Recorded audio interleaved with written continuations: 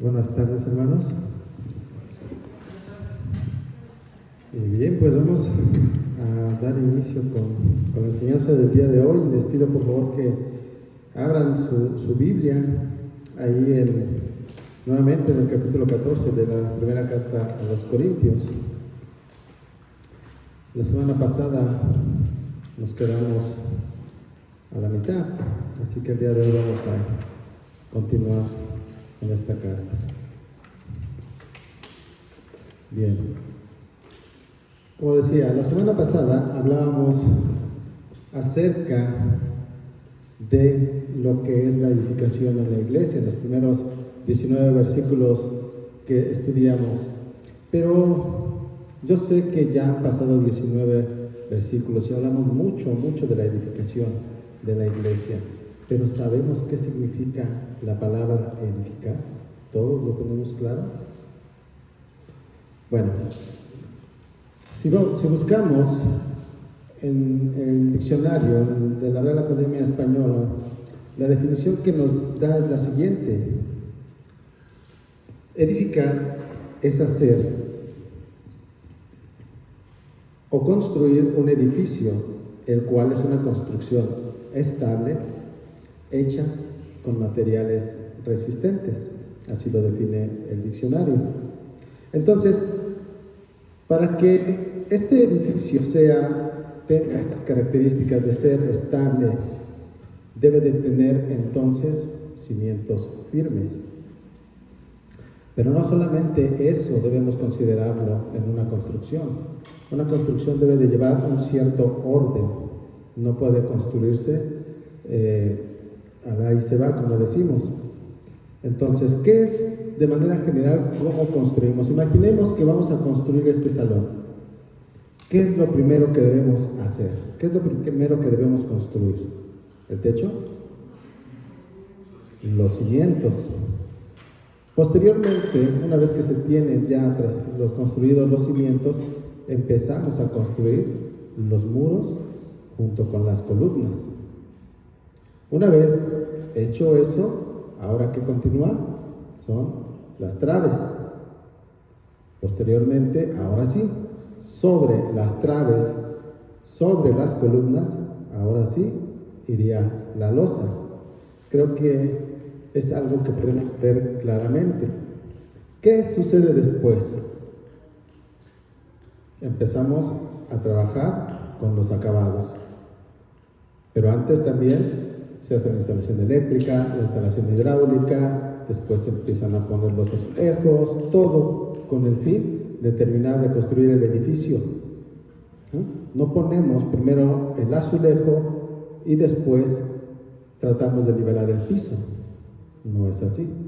Ni tampoco está el pintor pintando un muro y después llega el albañil para hacer el aplanado. No es correcto. Entonces, como vemos, todo lleva un orden. Ahora, si nosotros no llevamos a cabo esta construcción en ese orden, ¿qué es lo que puede suceder? Va a haber un caos en la construcción. Si todos los trabajadores los tenemos trabajando al mismo tiempo sin esperar, esto se va a volver un caos. Ni siquiera, es muy probable que ni siquiera terminemos de construir el edificio, y si lo hacemos, va a ser un edificio mal hecho, un edificio que no va a ser estable, que no va a ser resistente. Es interesante que el apóstol Pablo, también en la primera carta a los Corintios, capítulo 3, versículo 9, se refiere a la iglesia de Corintio como ¿qué? Como un edificio. Vamos hacia allá. Primera de Corintios, capítulo 3, versículo 9 dice: porque nosotros somos colaboradores de Dios, y vosotros sois labranza de Dios, edificio de Dios. Es decir, que Pablo está haciendo el ciclo de la iglesia como un edificio, pero no cualquier edificio, sino el edificio ¿de quién? De Dios. Ahora, hemos visto la definición secular de la palabra edificar, pero ¿significa lo mismo en el contexto bíblico? No necesariamente. ¿Qué significa la palabra edificar en este contexto bíblico? Bueno, la edificación es referente a la iglesia y la edificación en ella se refiere a las acciones relacionadas con el consuelo, con el ánimo, la afirmación y la unidad de la fe, así como el conocimiento de la palabra de Dios y la madurez espiritual. En resumen, la edificación de la iglesia se refiere a que los creyentes se ayudan unos a otros a ser más como Cristo. Eso significa que la iglesia sea edificada. Y la semana pasada hablamos mucho acerca de esto, acerca de que la iglesia era edificada. Y decíamos que solamente a través del amor y de los dones espirituales es que podía ser edificada de manera eficaz la iglesia. Y precisamente esto, el amor y los dones espirituales, son los materiales que se ocupan para que la iglesia sea edificada de manera eficiente y que sea un edificio espiritual fuerte, resistente. Pero como hemos visto también en el ejemplo que poníamos de construir este salón, debemos saber cómo construir y cómo hacer uso de estos materiales con los cuales vamos a edificar la iglesia. Y precisamente de esto es de lo que estaremos hablando el día de hoy. A lo largo de este pasaje que vamos a leer, que va a abarcar de los versículos 20 al 40, vamos a ver que la única manera en que la iglesia puede ser edificada de manera eficaz es cuando se conoce sobre qué vamos a edificar, es decir, el fundamento. También debemos conocer que aquello que nos ha dado el Señor es aquello que debemos ocupar para esa edificación, pero además debemos hacerlo de la manera en la que nos dicta el Señor. ¿Ok? Entonces, vamos hacia allá. Vamos a leer ahora los versículos 20 al 40, ahí en 1 Corintios capítulo 14. Dice la palabra del Señor: hermanos, no seáis niños en el modo de pensar, sino sed niños en la malicia, pero maduros en el modo de pensar. En la ley está escrito: en otras lenguas y con otros labios hablaré a este pueblo, y ni aun así me oirán, dice el Señor. Así que las lenguas son por señal, no a los creyentes, sino a los incrédulos. Pero la profecía no a los incrédulos, sino a los creyentes. Si pues toda la iglesia se reúne en un solo lugar y todos hablan en lenguas y entran indoctos o incrédulos, ¿no dirán que estáis locos? Pero si todos profetizan y entra algún incrédulo o indocto, por todos es convencido, por todos es juzgado.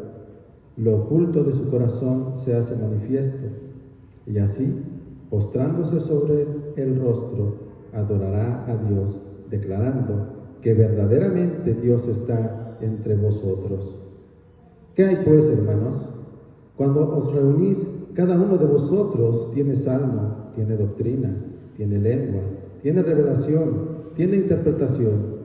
Hágase todo para edificación. Si habla alguno en lengua extraña, sea esto por dos o a lo más tres, y por turno, y uno interprete.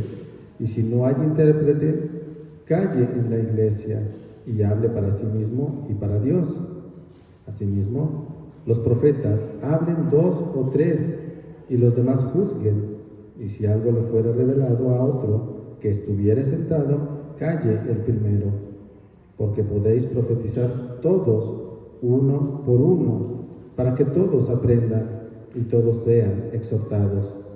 Y los espíritus de los profetas están sujetos a los profetas, pues Dios no es un Dios de confusión, sino de paz. Como en todas las iglesias de los santos, vuestras mujeres callen en las congregaciones, porque no les es permitido hablar, sino que estén sujetas, como también la ley lo dice. Y si quieren aprender algo, pregunten en casa a sus maridos, porque es indecoroso que una mujer hable en la congregación. ¿Acaso ha salido de vosotros la palabra de Dios? ¿O solo a vosotros ha llegado? Si alguno se cree profeta o espiritual, reconozca que lo que os escribo son mandamientos del Señor. Mas el que ignora, ignore. Así que, hermanos, procurad profetizar y no impidáis el hablar lenguas, pero hágase todo decentemente y con orden.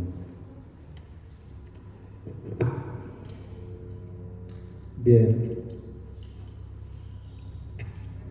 La semana pasada terminábamos la enseñanza viendo cómo el apóstol Pablo hacía uso de los dones espirituales. Él ponía el caso hipotético en el que él decidía hablar 5 palabras para edificación de la iglesia que 10,000 palabras en lengua desconocida, que no pudiera edificar a nadie. Entonces decíamos que Pablo ahí estaba haciendo uso ¿de qué? De su sabiduría para saber cómo usar los dones espirituales. Pero la sabiduría no es algo con lo que el ser humano nace, sino que se va adquiriendo con el tiempo. Y la sabiduría va de la mano con aquello que se llama madurez. Es por eso que el apóstol Pablo, aquí en el versículo 20 que acabamos de leer, es a lo que está llamando a los corintios. Ahí les llama a dejar de comportarse como ¿qué? Como niños. Pero no solamente les dice eso. Les dice, hermanos, no seáis niños en el modo de pensar, sino sed niños ¿en qué? En la malicia, pero maduros en el modo de pensar.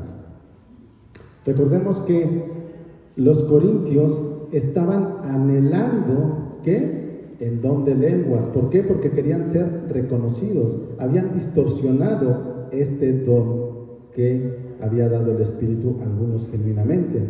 Ellos estaban ansiosos de poseer ese don. Y si ellos no tenían ese don, por el contexto que vimos también la semana pasada, ellos decían que no formaban parte del cuerpo. No querían participar en la edificación de la iglesia. Pero no solamente les está pidiendo Pablo que dejen de comportarse como esos niños que no obtienen lo que quieren. Además les está diciendo que dejen de ser niños en la manera de pensar, pero que sean niños ¿en qué? En la malicia. A lo que está llamando el apóstol Pablo aquí es a que los corintios se aíslen de la cultura pecaminosa de la cual también hablábamos la semana pasada. Recordemos que los corintios seguían inmersos, no querían desprenderse de esos actos pecaminosos que rodeaban a su cultura.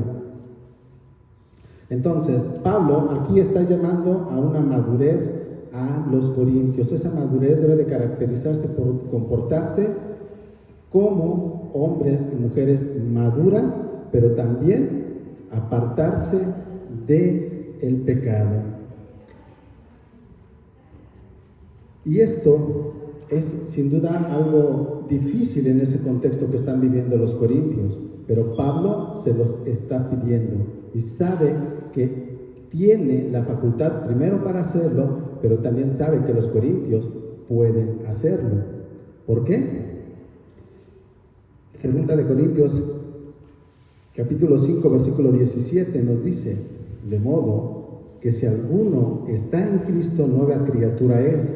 Las cosas viejas pasaron, he aquí, todas son hechas nuevas. Pablo está llamando a los corintios a ejercer esa nueva vida, esa nueva naturaleza. Pero al mismo tiempo, el día de hoy, a nosotros nos está llamando a hacer lo mismo, si es que seguimos nosotros con un pie en el mundo y con un pie sirviendo a Dios. Recordemos lo que acabamos de leer, que si estamos en Cristo, ya no somos esclavos del pecado. ¿Somos qué? Nuevas criaturas. Entonces, como nuevas criaturas, hoy tenemos la capacidad de ejercer la libertad. ¿De qué? De no pecar. Hoy tenemos esa libertad.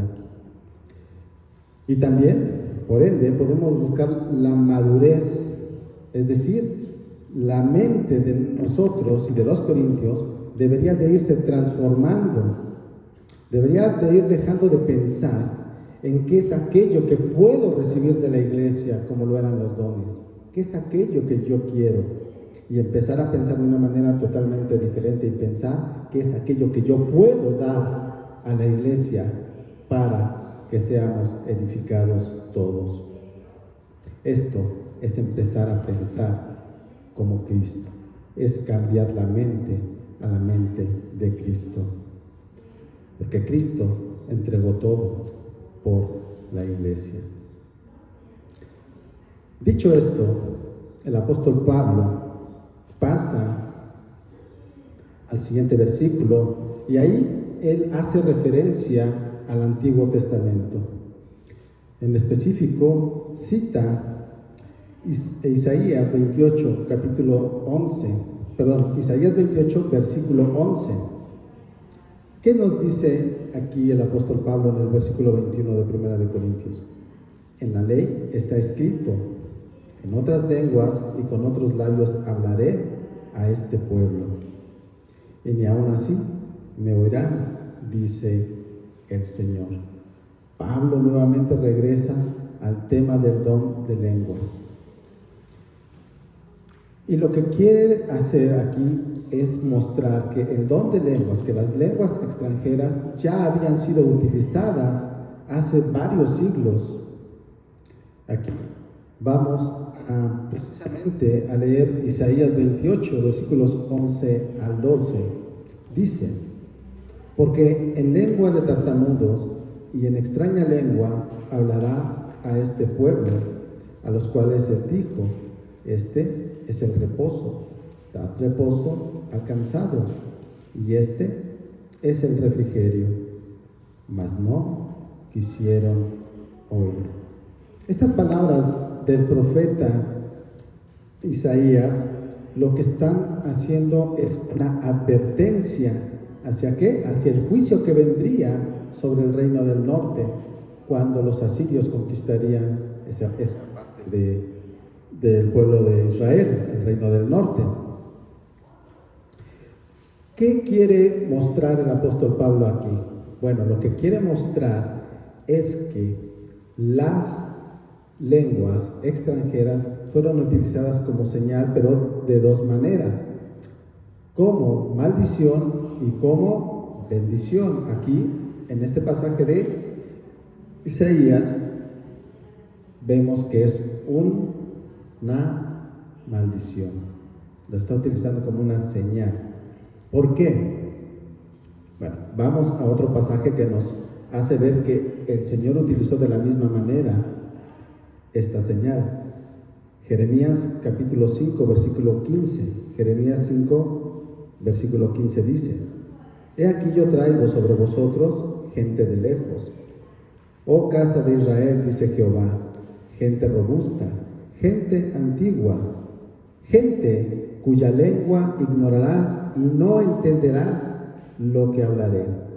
Jeremías se refiere ahora a Babilonia. Entonces, estos pasajes nos dejan ver que el Señor está profetizando juicio hacia el pueblo, y esto, como sabemos, fue cumplido.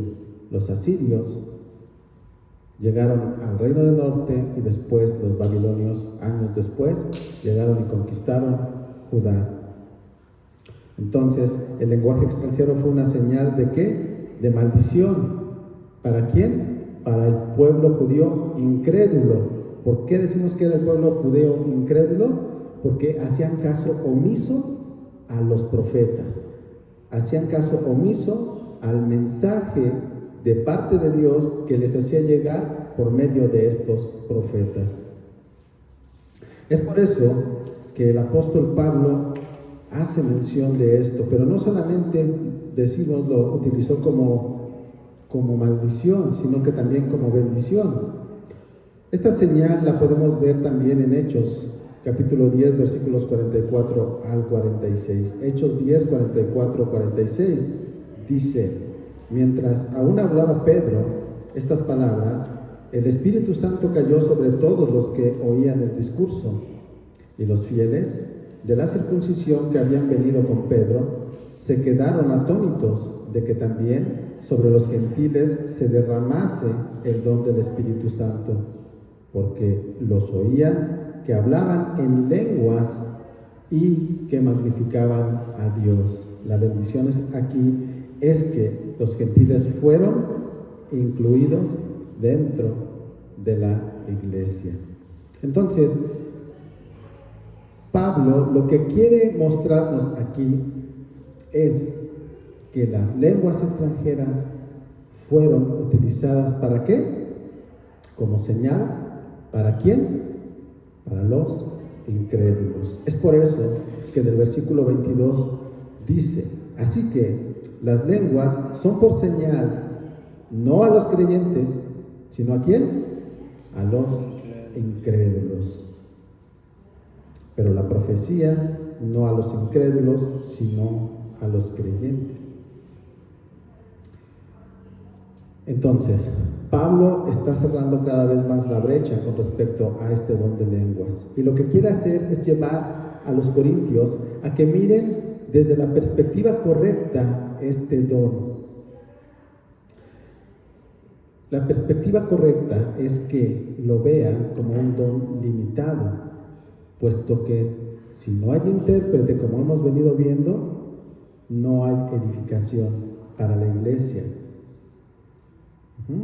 Entonces, Pablo continúa llevando a los corintios a que miren de esa manera el don de lenguas y que dejen ¿de qué? De anhelarlo. ¿Para qué? Para ser admirados. Entonces, Pablo termina mostrando con este tema del don de lenguas con un ejemplo en el versículo 23. Él hace un caso hipotético y dice: ¿qué sucedería si toda la iglesia estuviera hablando en lenguas y en ese momento ingresaran personas no creyentes o personas creyentes sin ese don? ¿Qué dice el versículo 23? ¿Cuál sería la reacción de estas personas que van entrando? Pablo dice: ¿no dirán que estáis locos? Dos cosas aquí. La primera es que Pablo está poniendo el caso hipotético, como hemos dicho, de que todos están hablando en lenguas, es decir, no hay intérprete. La segunda cosa es la palabra que utiliza Pablo, el adjetivo, locos. ¿Qué es lo que pensarán las personas que entren? En griego, esa palabra locos es mainomai. ¿Qué significa esa palabra? Bueno, significa estar fuera de sí, significa rabiar o ser maníaco. Entonces, esto nuevamente nos va llevando, nos regresa Pablo con esto al camino por el que veníamos. ¿Qué era lo que quería corregir Pablo? ¿Recuerdan? El comportamiento de los corintios en la congregación. Entonces, Pablo, al utilizar esta palabra, nos da una idea de lo que estaba sucediendo cuando los corintios hacían uso indebido del don de lenguas. Esto es importante porque lo que está sucediendo en la iglesia de Corintio es que están dando un mal testimonio. Ellos, a través de este desorden, están dando un mal testimonio a las personas no creyentes, incluso a los creyentes. Pero eso no solamente debemos mirar a los corintios, sino también debemos mirarnos aquí nosotros. ¿Qué estamos haciendo? Aquí no hablamos en lenguas, pero el mal testimonio no solamente se da con este don. ¿Qué estamos haciendo nosotros dentro de la iglesia? ¿Estamos dando un buen testimonio a quienes nos visitan? ¿Estamos dando un buen testimonio a nuestros hermanos con los cuales hemos pasado tiempo aquí? ¿Por qué es importante? Porque si nosotros nos damos un buen testimonio como iglesia, como lo están haciendo los corintios al hacer mal uso del don de lenguas, lo que estarán haciendo es que estarán desacreditando el evangelio. Ese es el impacto. Ahora, inmediatamente después Pablo pasa a hablar acerca del don de profecía. Ahí en el versículo 22, la segunda parte que ya leímos hace un momento, dice: pero la profecía no a los incrédulos, sino a los creyentes, sino que esta es una señal para los creyentes. ¿Por qué es una señal para los creyentes? Recordemos que la profecía es el hecho de dar a conocer el mensaje de Dios y su voluntad, es decir, dar a conocer la palabra de Dios de manera fiel. Cuando eso sucede en la iglesia, cuando se proclama fielmente la palabra de Dios, solamente los creyentes, los verdaderos creyentes, por medio del Espíritu Santo, son capaces de ¿qué? De entender y de discernir la verdad espiritual que se está proclamando en la iglesia. Ahora, aquí es importante también aclarar lo siguiente: jamás debemos pensar que porque el Espíritu Santo nos da ese discernimiento, ya todo lo podemos saber y todo lo podemos entender. No es así. Nosotros tenemos la obligación de acercarnos a las Escrituras, de estudiar, de reflexionar sobre ello, sobre lo que estamos leyendo. Debemos, a través del estudio de las Escrituras, prepararnos para ser mejores siervos de Dios. Siervos que den testimonio del carácter de Cristo. ¿En dónde? Dentro, pero también fuera de la iglesia. Todo esto es importante porque cuando una iglesia es madura y además continúa creciendo espiritualmente, será capaz de dar un fuerte testimonio a su alrededor y dentro de la iglesia. No solamente hablando, sino actuando. ¿Qué estamos haciendo nosotros en nuestra comunidad? ¿Estamos viviendo lo que predicamos? Continúa el apóstol Pablo y ahora pone el caso hipotético contrario. Dice el versículo 24: pero si todos profetizan y entra algún incrédulo o indocto, por todos es convencido, por todos es juzgado, lo oculto de su corazón se hace manifiesto, y así, postrándose sobre el rostro, adorará a Dios, declarando que verdaderamente Dios está entre vosotros. Vemos el impacto que tiene un testimonio real cuando testificamos el carácter de Cristo. El Espíritu Santo hace su obra, muestra a las personas la realidad en la que ellos viven. Les muestra que son pecadores, como lo hizo un día con nosotros.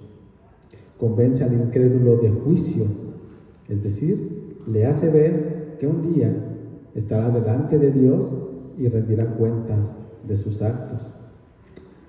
Él estará frente al Dios 3 veces santo, al Dios justo. También le hace ver su vergüenza, como un día nos la hizo ver a cada uno de nosotros. También lleva al incrédulo a caer de rodillas ante Dios. Le hace ver que solamente en Cristo hay salvación y que Él no puede aportar nada para su salvación. Por eso es importante lo que decíamos hace un rato. Debemos estar cercanos a las Escrituras, debemos estudiar, porque ¿cómo podemos dar testimonio de Cristo si no le conocemos? ¿Cómo podemos dar testimonio y compartir el Evangelio si no hemos ido a la cruz junto con Cristo? ¿Cómo podemos hablar de algo que no hemos vivido? No podremos. Es por eso que Pablo pone este ejemplo, porque de esta manera es como la iglesia realmente podrá dar fruto cuando hace uso correcto de los dones espirituales. Pero como hemos visto, en la edificación son varias cosas las que deben tomarse en cuenta. Y si bien hemos hablado mucho acerca del amor y de los dones espirituales, al principio hablábamos de otra cosa. Y es necesaria para que se dé este fruto. ¿Qué es eso que es necesario? Bueno, es a lo que Pablo dedica prácticamente todo el resto de este capítulo 14. Pablo ahora nos va a hablar acerca del orden dentro de la iglesia. En los versículos 26 al 35 nos hablará de esto. Y es aquí, precisamente en el versículo número 26, donde Pablo nos confirma lo que ya nos había dejado entrever en pasajes anteriores y que habíamos dicho, que los corintios estaban realizando cultos de manera desordenada. Había confusión en las reuniones en Corinto. ¿Cómo podemos estar seguros de eso? Versículo 26. ¿Qué hay pues, hermanos? Cuando os reunís, cada uno de vosotros tiene salmo, tiene doctrina, tiene lengua, tiene revelación, tiene interpretación. Hágase todo para edificación. Lo que podemos ver aquí son dos cosas. Lo primero es que, como vemos, los corintios tienen varios dones espirituales. Nos dice Pablo, tienen salmos, doctrina, lengua, revelación, interpretación. Todo eso lo tienen. Y ellos están dispuestos a ejercer ese don espiritual para beneficio de la iglesia.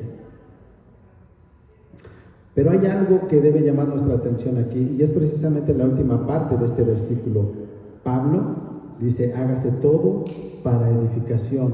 Eso nos da el sentido de que hay desorden en Corinto. ¿Por qué? Porque si todos los corintios que tienen dones espirituales están en la disposición de ejercer el don espiritual para que la iglesia sea edificada, ¿por qué Pablo tendría que decirles, hágase todo para edificación? El único obstáculo que puede haber si todos están dispuestos a trabajar en la iglesia es que haya desorden y caos.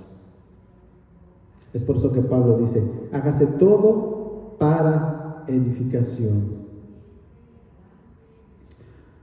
Entonces, como podemos ver, no solamente se trata de poner a trabajar a la iglesia a través de los dones espirituales, sino que debe de hacerlo ¿de qué? De manera ordenada. El orden es necesario para la edificación de la iglesia. Regresemos nuevamente al ejemplo que hablábamos al inicio. ¿Ustedes se imaginan al electricista poniendo los cables y de repente llega el carpintero y le tapa los boquetes de los cables? Debe haber un orden en las cosas.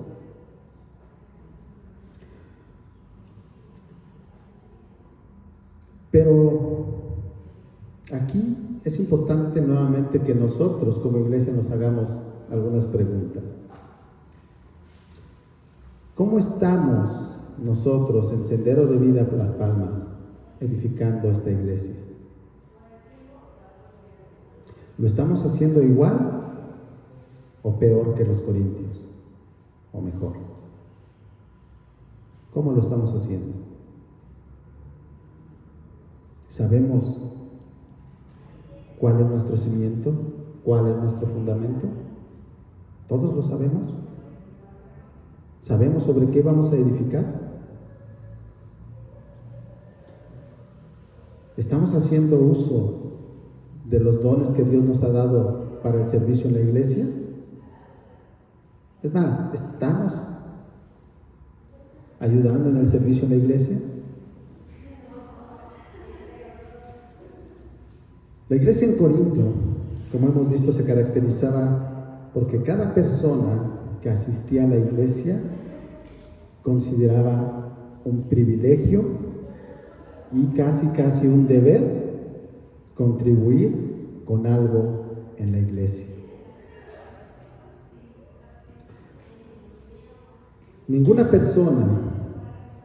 Prácticamente ninguna persona que asistía a la congregación de Corintio iba con la única intención de escuchar pasivamente. Por eso era todo el caos que había. Todos querían hacer algo. Iban con la expectativa de aportar a la iglesia, de aportar trabajo, de hacer algo para la edificación de la iglesia. Pregunta, ¿eso nos caracteriza a nosotros aquí en esta iglesia? ¿Por qué? Como miembros de la iglesia nos deberíamos de sentir privilegiados de poder contribuir a la edificación de la iglesia. ¿Por qué? Porque la edificación no es solo para una persona, la edificación es mutua. Como decíamos al principio, la edificación de la iglesia es ayudarnos unos a otros a parecernos más a Cristo. Es cierto que en la iglesia, aquí, en Corinto, no se menciona, por cierto, que haya pastores, ancianos o algo así. Probablemente por eso era todo un caos.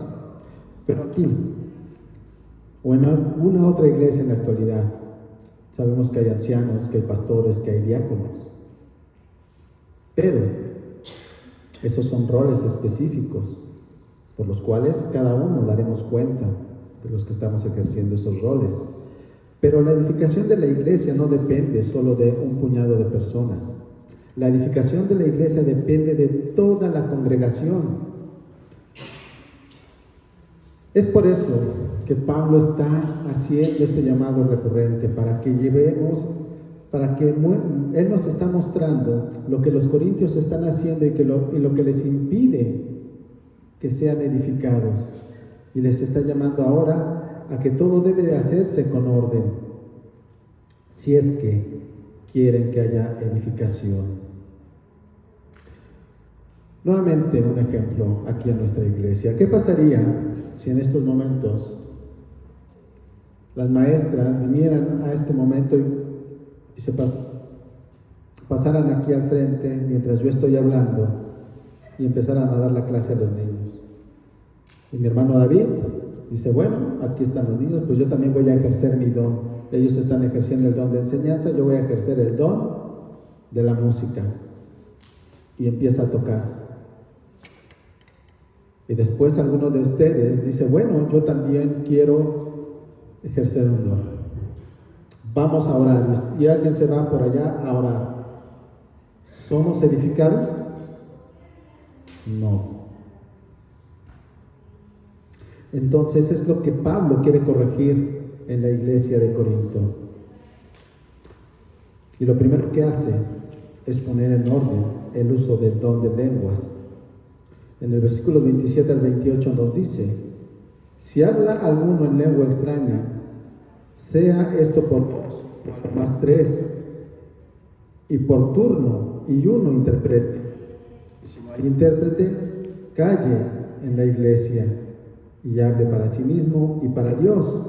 Es decir, Pablo está diciendo que el don de lenguas debe de ser ejercerse de manera ordenada. No deben hablar al mismo tiempo, deben hacerlo en orden, y además que si no hay intérprete, no hablen. Solo si hay condiciones debe de ser ejercido el don de lenguas. Pero Pablo no es que tenga algo en concreto en contra de este don, sino que también ahora pasa a poner en orden el don de profecía.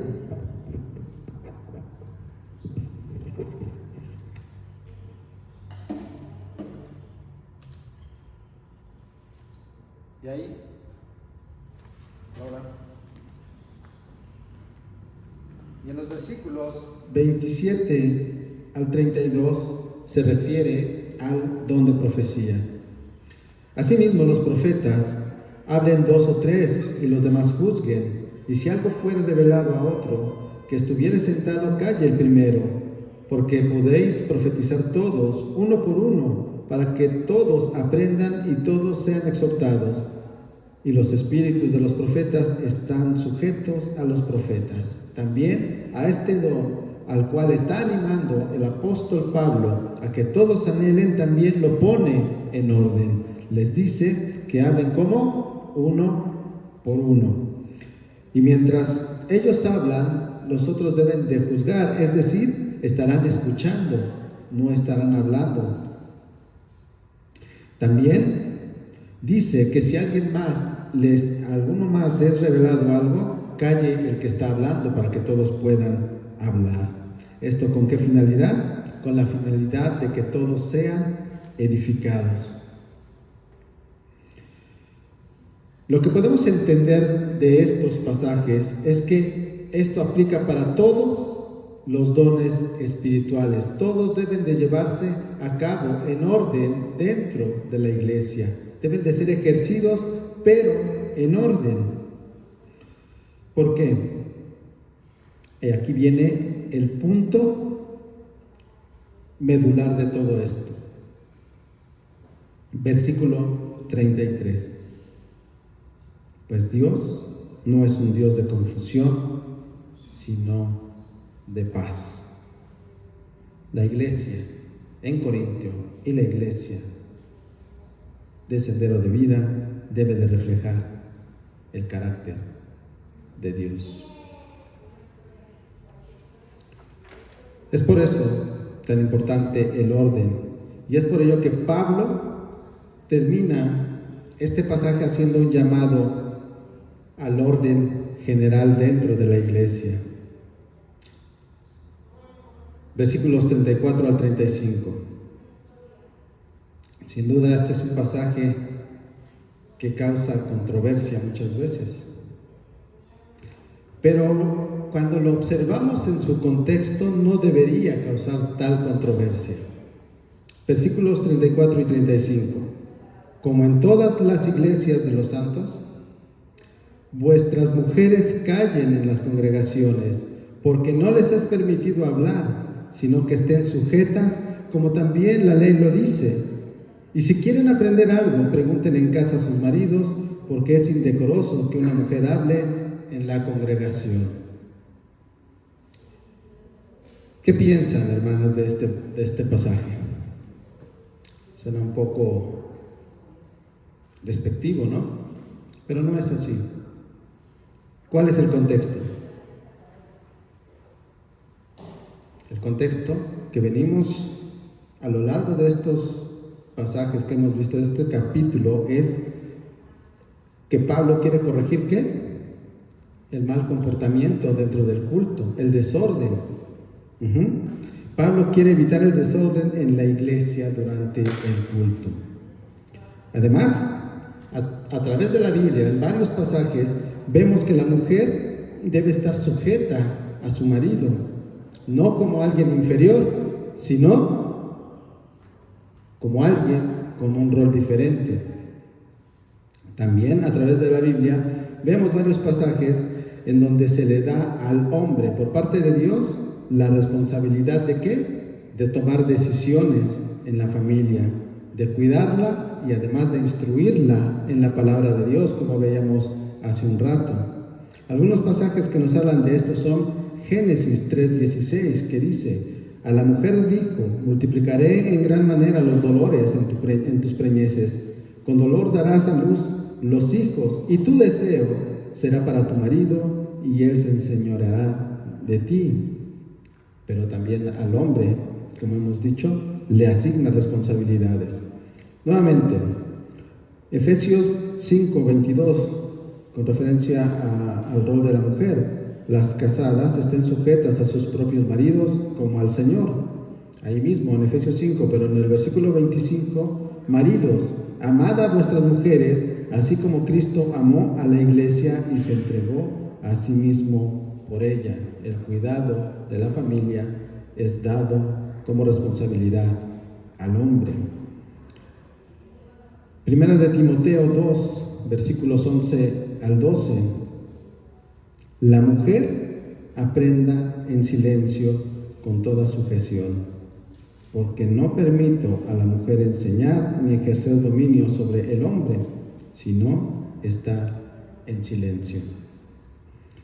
Este versículo 11 que acabamos de leer es interesante, porque dice: la mujer aprenda en silencio con toda sujeción, y está relacionado con el texto que estamos viendo en Corintios. Si hay desorden en las iglesias, parece ser, por el contexto, que las mujeres en la iglesia de Corinto estaban contribuyendo a ese desorden. No eran las únicas, pero estaban contribuyendo. ¿Por qué? Regresemos al versículo 34-35. Dice: vuestras mujeres callen en las congregaciones. Versículo 35. Y si quieren aprender algo, pregunten en casa a sus maridos. Lo que nos dejan ver estos versículos es que las mujeres en la iglesia de Corinto estaban haciendo preguntas durante el culto, preguntas que ocasionaban desorden. No, es por eso que Pablo les está diciendo: callen durante el culto. Pero no solamente es a ellas, sino en general. Pero el hecho de que se refiere específicamente a ellas quiere decir que las mujeres estaban constantemente haciendo esto. Lo que sí es un hecho es que culturalmente, cuando se hablaban a asuntos públicos, en aquella época, tanto los griegos como los judíos hablaban estos asuntos públicos y decían a la mujer que se apartara. Esto sí es culturalmente. Es por eso que Pablo dice que no hablen en dónde, en la congregación, porque estaban en público. Esto era algo cultural. Ahora, Pablo no les está diciendo que se queden con la duda, les está diciendo que vayan a preguntar a quién. ¿Por qué al marido? Porque él es el responsable de la instrucción en la palabra. Pablo está terminando prácticamente este capítulo y ha dado infinidad de indicaciones y ordenanzas a los corintios. Muchas de ellas seguramente no fueron de su agrado y no serían bien recibidas Es por eso que Pablo en los versículos 36 al 40 llama a los corintios a la obediencia y a la humildad. Pero lo hace al estilo de Pablo, utilizando un poco de su sarcasmo. Versículo 36. ¿Acaso ha salido de vosotros la palabra de Dios o solo a vosotros ha llegado? Todos sabemos la respuesta. Los corintios sabían la respuesta. Es obvio que la palabra de Dios ni salió de los corintios, ni solamente les llegó a ellos. Pero, ¿qué nos dice la última parte del versículo 33? Como en todas las iglesias de los santos. Es decir, en todas las iglesias se estaban llevando a cabo estas ordenanzas que estaba emitiendo el apóstol Pablo.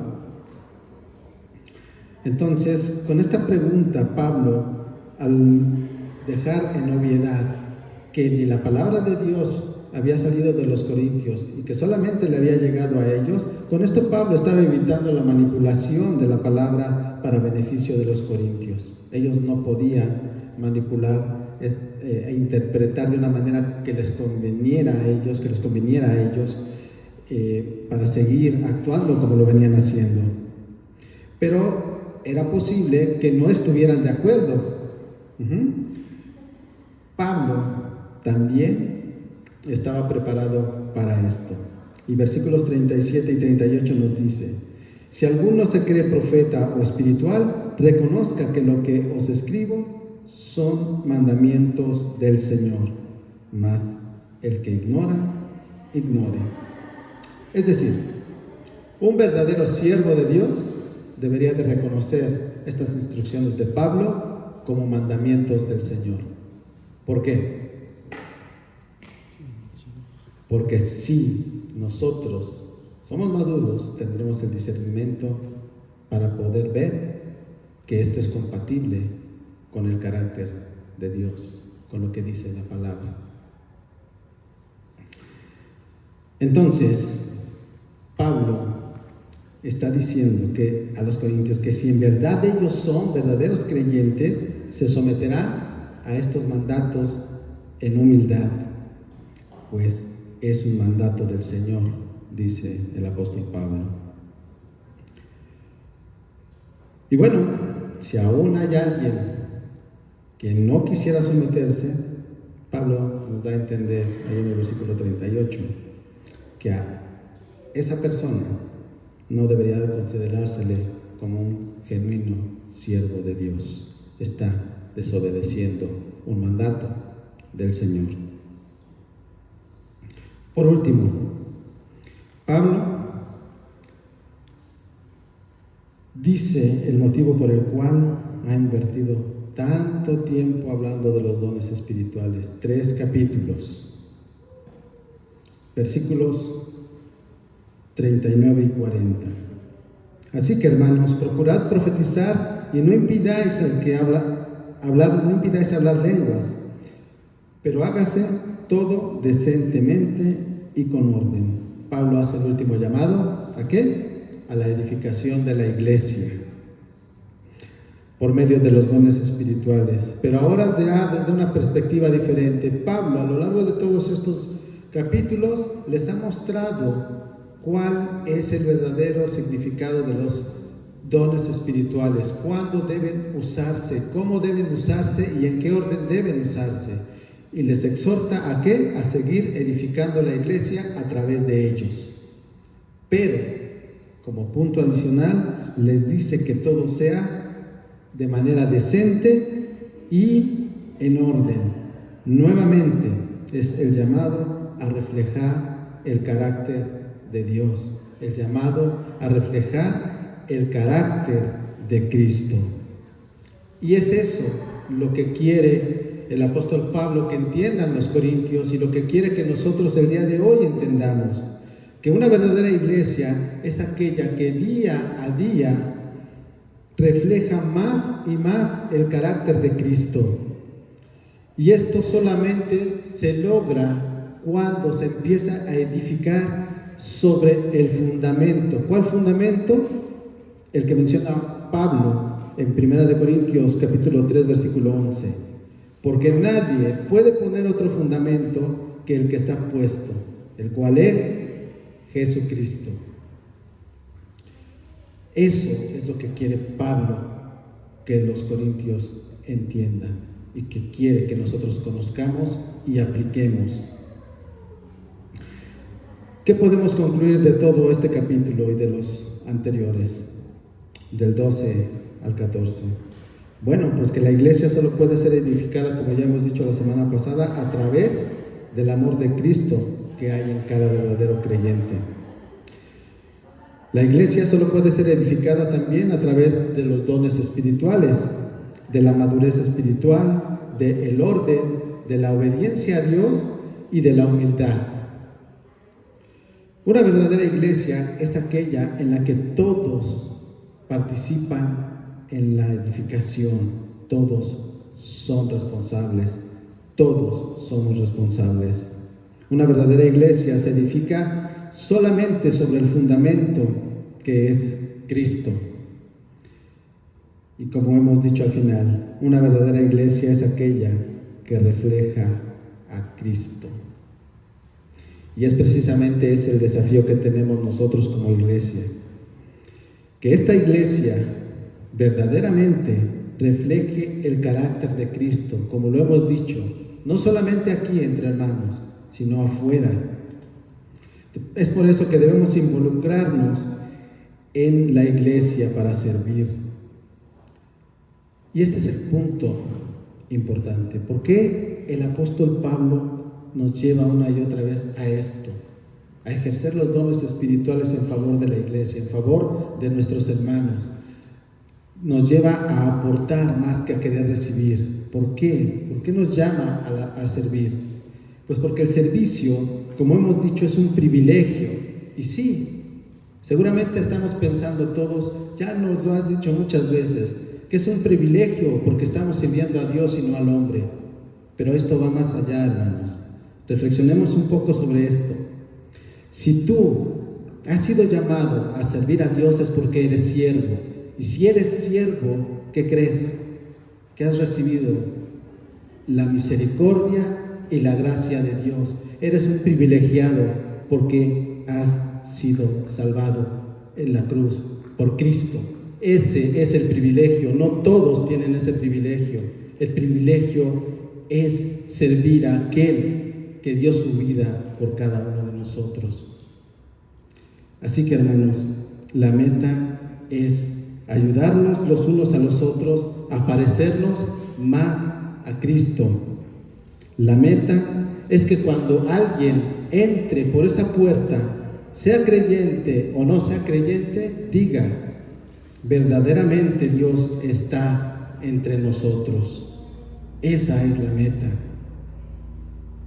Pero como hemos dicho, esto solamente será posible si nos mantenemos arraigados, sujetos a ese cimiento que es Cristo, como lo dijo el apóstol Pablo a los colosenses. Por tanto, de manera que habéis recibido al Señor Jesucristo, andad en Él, arraigados y sobreedificados en Él y confirmados en la fe, así como habéis sido enseñados, abundando en acciones de gracia. Ese, hermanos, es el motivo por el cual estamos aquí. Somos privilegiados, somos revestidos de la justicia de Cristo. Hoy tenemos un Padre Celestial que nos guarda, que nos cuida y nos ha dado todo lo que necesitamos para reflejar su carácter. Vamos a orar. Padre,